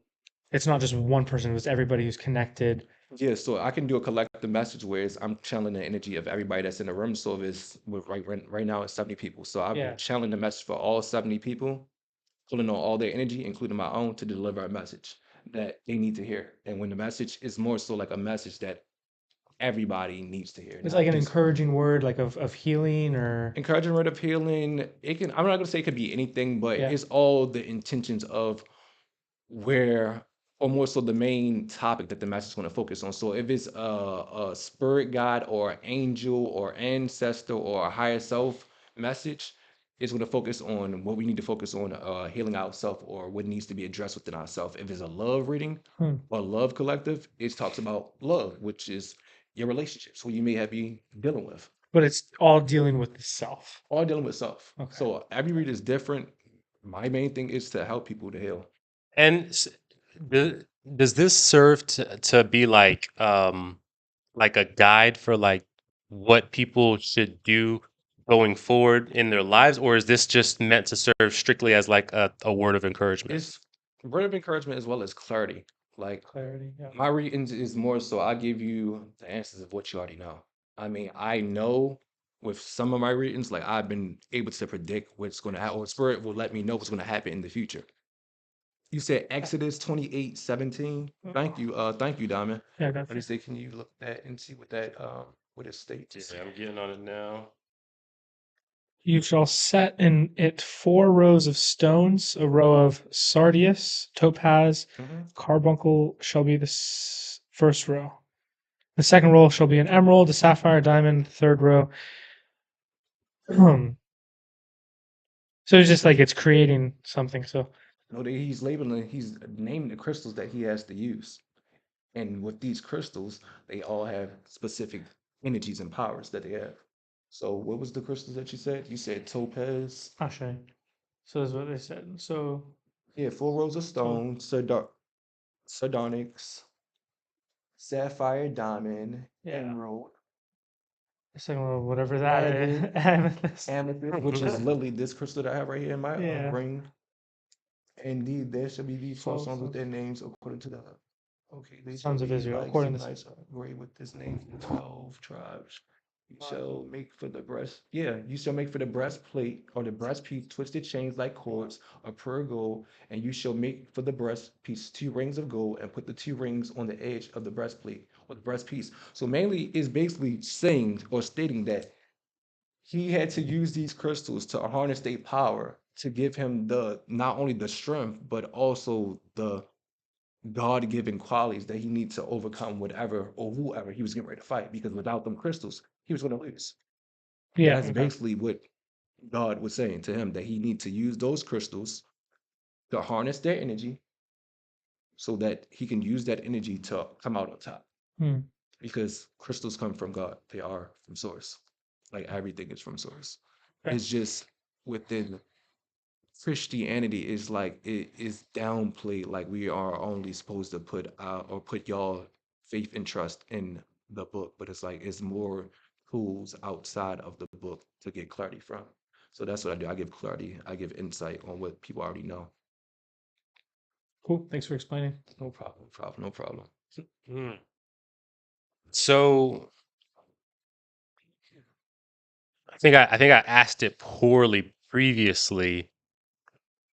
When you say have you always dabbled in the tarot like since you No. were young? Like what was your first introduction into that?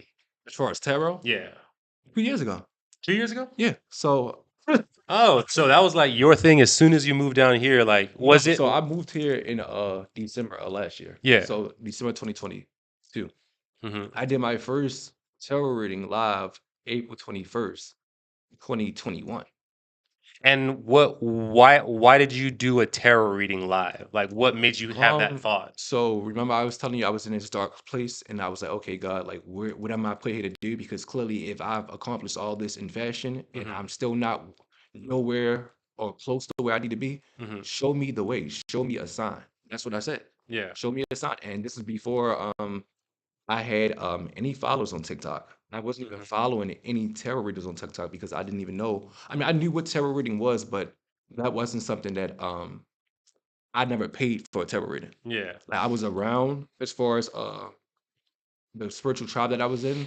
She would do like collective messages. Mhm. I never felt called to pay for a person to read for her. Mhm. She always like, yeah, you're powerful. Like you're very powerful. Like you're more powerful than you may think or than you may know. Like you have a Okay, so you were in a collective, and then from that you say, you know what, let me take a shot at this, and then you had your first one. It wasn't even That. no, it wasn't even that. It was more so like I was in a complete state of loss, like not knowing where to Yeah. go, not knowing what to believe. And I literally just cried out to God, like, God, show me a sign. And I was on TikTok scrolling and a tarot reader popped up. I'm like, okay, all right, what are you telling me? Because I believe it was either a month or a few weeks before then.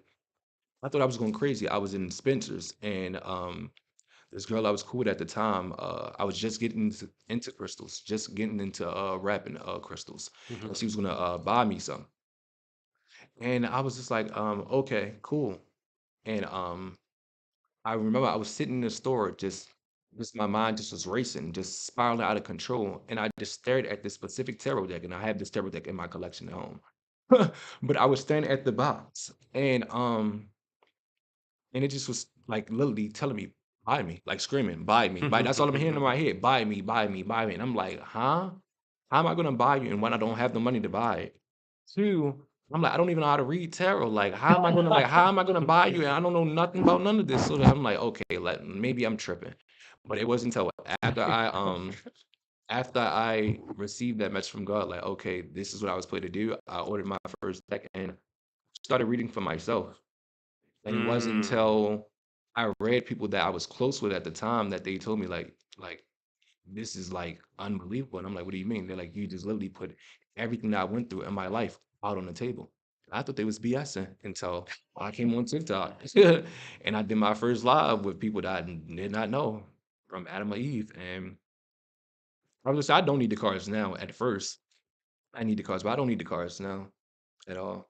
Mm. So someone, Sarah says, listening to the Holy Spirit answering the call. So do you believe um like the Holy Spirit as in, God, Spirit God the universe. That's my Trinity. revealed that Spirit God the universe. Spirit, God, universe. Yeah.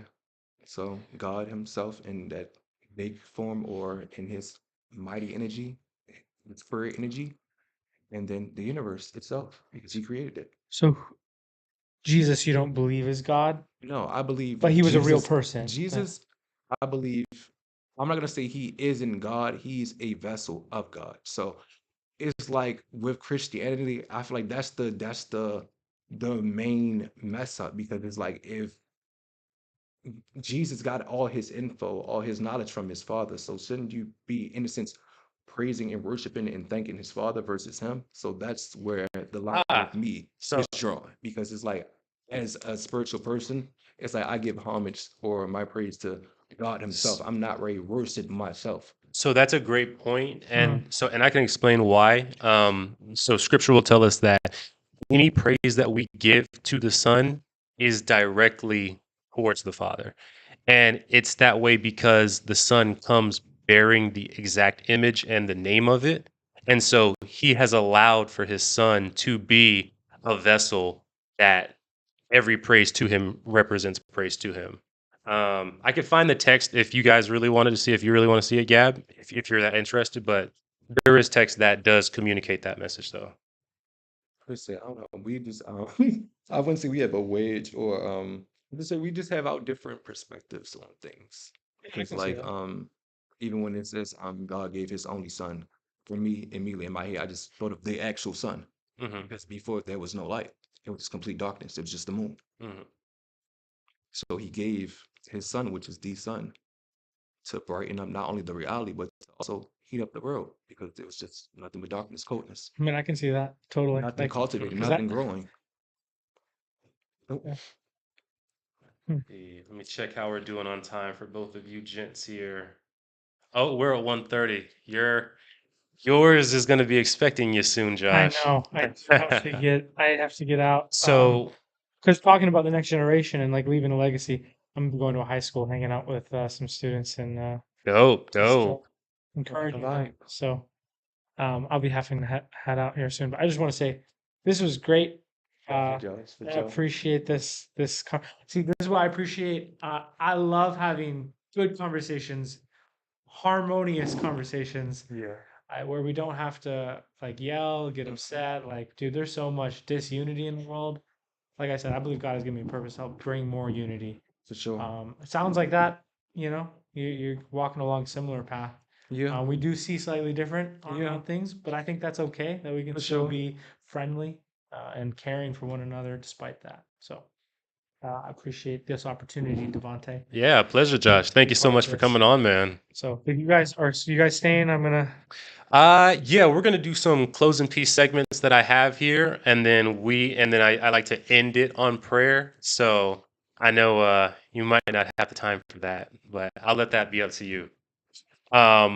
So at this point, I would like to get into for you, Gab, three things that you want any listeners, audience member, any message that you want them to take from this interview here. Um, let's see. Um, Number one, be your true authentic self. First things first. Forget who, what type of way they feel about it. Don't care about who you have to leave behind, how people may view you. Just be your true authentic self. Two, um, people look at me as a influencer, somebody that's a top dog just based upon my followers. For me, if I can do it, you can do it. This is something that I knew was destined for me, but I never expected it to happen in the way that it happened, and let alone 2 years. And we're still 74,000 and counting. So if I can be somebody that comes from the mud and to be flourished and to cultivate into a lotus flower, to walk in your purpose, to walk in your light, to fulfill your dreams, to obtain your manifestations. If I can do it, you can do it. If not, better. And three, just trust your gut, trust your intuition, trust your inner voice, and allow it to lead you in the direction that you need to go. That's all I really could say. Awesome. Love that, man. Love that. Um, the next piece is, are there any questions that you have for myself that you want me to answer outright? No,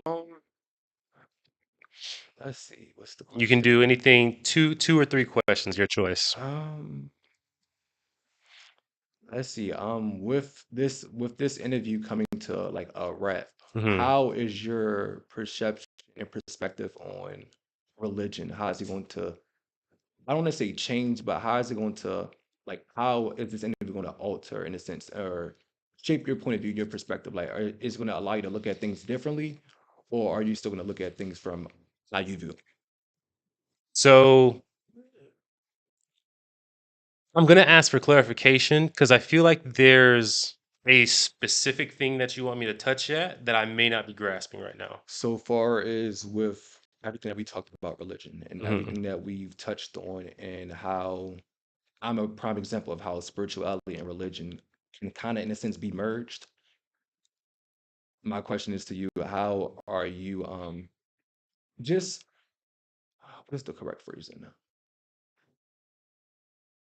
How are you going to be able to put forth more work on yourself, healing yourself, and internalizing or acknowledging the things that you know for a fact that is flawed about you, that the word can't help, or the word can't heal, or it can't fix? How are you gonna, in a sense, take the power within yourself to help heal or to help acknowledge certain things? Uh, so I'll be honest with you. It's kind of a trick question for me, that particular one, because for me, that that word has all the power that I need to do it. If I feel like I am destitute in some aspect, I go and I see what does God say about me? And then I say, okay, based off of what he's saying and based off of how I'm feeling, do these things match up? No. Okay, well, something must be fighting against me. For me, and this is where I differ from a lot of believers, well, I believe that demons are a active big battle that still reside within us as believers. I believe in deliverance ministries and things like that. So if I have something coming against me, speaking against me, to me that's an unclean spirit in me that I have to recognize. And I said it before when I was talking about anger. I Hmm. believe that's a demon of anger that I have to go and I have to recognize it, shine the spotlight, and I need to cast that out. I got to battle that. And I just have to constantly acknowledge what I'm allowing myself to be susceptible to and handle it front and not run away from it. So for me, it's just always going to be keeping max accountability, no matter how uncomfortable it is for me, and pushing through from there. Okay. Okay. Did you have any more questions? I gave you two or three. We don't have to do all two or three though. Let's say no. I feel like that was the only question. Yeah. All right. And then the final piece is what can I myself and Josh pray for about anything going on that you might be struggling with or that you might be going through or that you might need some encouragement on? Um, I don't know. I suffer from mental illness. Like as far as my bipolar depression, it don't really get the best of me. Like the day that you called me, when he Mhm. was like, "Is are you okay?" I'm like, "Yeah, this is something I Yeah. always go through." That's what I was talking about. So just my peace of mind. Mhm. That's it for real. Other than that, I feel like everything else is taken care of. Everything else is going to work its way. For It's sure. magic. Absolutely, man.